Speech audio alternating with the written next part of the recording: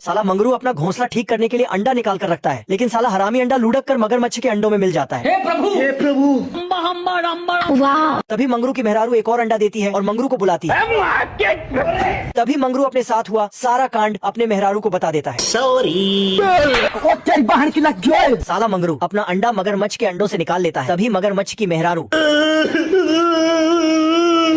मंगरू को अंडा ले जाते देख लेती है और मगरमच्छ को बुलाती है।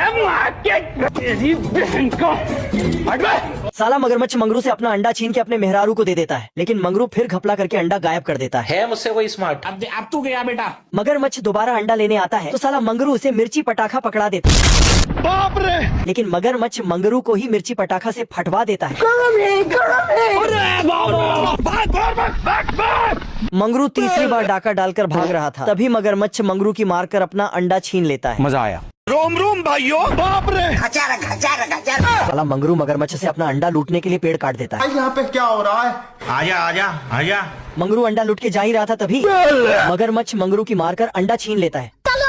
फिर साला मंगरू मगरमच्छ की मारकर अंडा लूट लेता है। साला दोनों एक दूसरे की मारामारी खेल रहे थे। अपने आप के समझा कि हम राजा है। मंगरू अंडा लेकर कल्टी मार लेता है और ग्रेनेड को कलर करके मगरमच्छ की मारने के लिए जैसी फेंकने वाला होता है, मंगरू की मेहरारू आ जाती है। ये क्या है?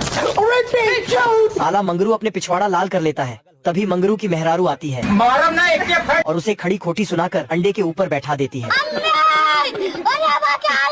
मंगरू अंडे के ऊपर बैठा ही था, तभी अंडे में से मगरमच्छ का बच्चा निकल आता है।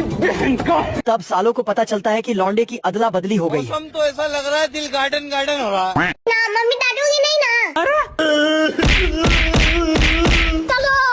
चूहे के पास एक अंडा लुढ़क के आ गया होता है।